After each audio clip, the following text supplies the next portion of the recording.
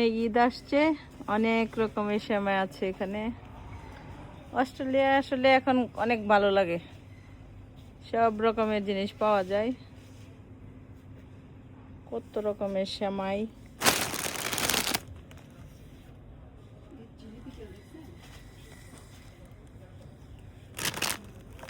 কানের লাচ্ছা সেমাই, অনেক রকমের সেমাই।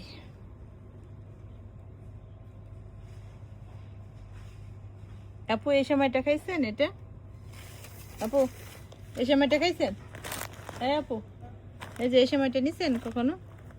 এটা খুবই মজার, এবার ঈদে এটা নিবেন। হ্যাঁ,